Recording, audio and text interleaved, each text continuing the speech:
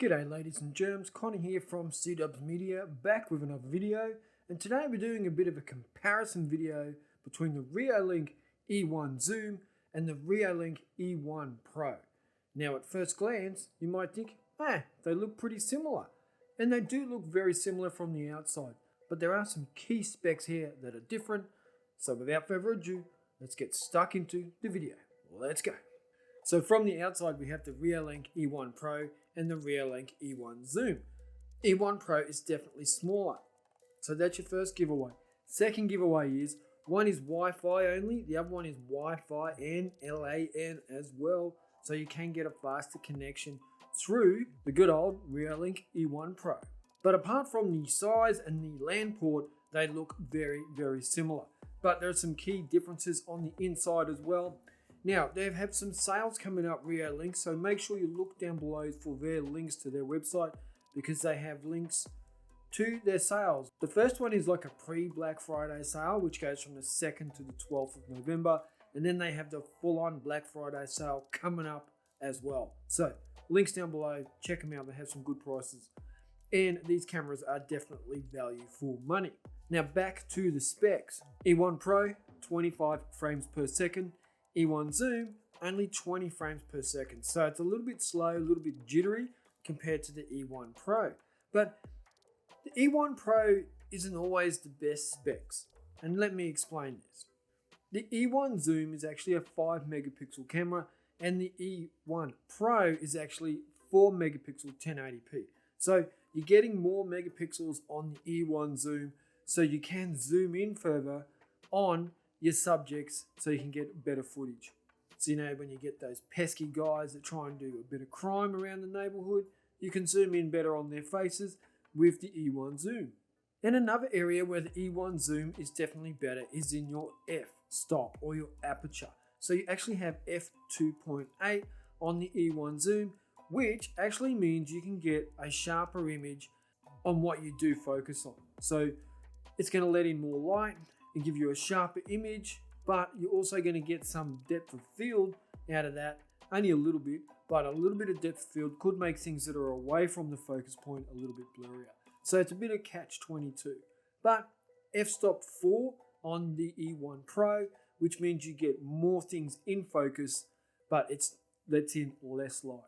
Weigh it up, which one you think would be better for you. So more light, less light, crisper image, more in focus. Now they both have two-way audio and night vision, so if someone's in your house you can say, hey, get out, I've called the coppers.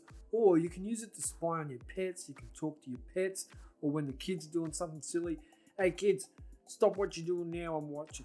So they've got different purposes for these. It's not all about catching the criminals in the act. So definitely two-way audio and night vision. And they both also cover 2.4 gigahertz and 5 gigahertz Wi-Fi. But because of that LAN, you're going to get more footage through the LAN port quicker. So it actually has more throughput when it comes to data. I think it's like 5,000 kilobytes per second over 4,000. So not much difference, but definitely a difference. Now the E1 Zoom does get more footage, has a wider field of view, and can capture more in it, both vertically and horizontally. So that's something else you might want to consider, especially if you've got a smaller room or a smaller area. You're going to get a wider field of view with the E1 Zoom, and you can also zoom in on your subject. But they're pretty much the main differences there for these two devices. Now they both have detection zones, so you can choose on the displays what is going to trigger the alarm and what areas you want it to focus on. So you might want the door to not be the area that triggers the alarm because you're going in and out of the door all day.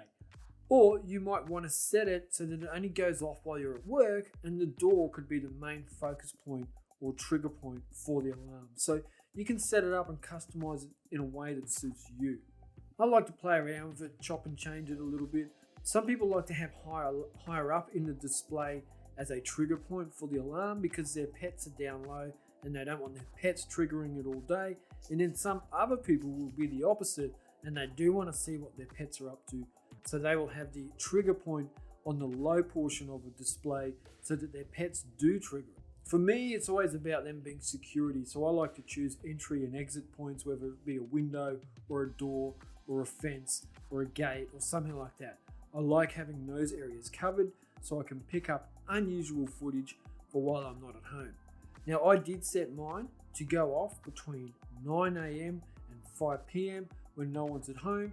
That way, if they get set off, it's for a reason. I don't have any pets. So if I get a notification during the day that these are going off, either the kids are wagging it or someone's broken into the house. Now, I did have these both set up in the same area of my room so that trigger points were set up exactly the same as well. For every one notification I got on the E1 Zoom, I got 2 on the E1 Pro, but they were both picking up the same disturbances. So the E1 Zoom gave me less notifications but still recorded the information I needed. But the E1 Pro was a little bit more sensitive and gave me 2 notifications to every one. Now they can both have SD cards inserted in them, and you can do loop recording, so it just fills up your memory card and then loops back over the top of it, or you can have it so it just records when the alarms are triggered. I tend to have it so it just records those trigger points rather than just recording constantly all day, but then you're also relying on these to pick up every bit of movement, so you can choose either way. Now both of these have the same mounts on the bottom and come with the same accessories. They're both powered through the port on the side here, and they both have the same mounting points, so you can mount them upside down in your house or on the desk or wherever you want to mount them, you can.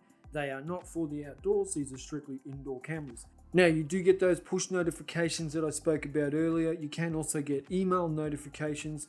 There is a siren, there is two-way audio, there is night vision, there is day vision. There is all these different options for you to go in and customize it. So do not forget Black Friday sales, links down below if you do want to pick them up. Thank you for watching this video, and I will catch you in the next one. Check you.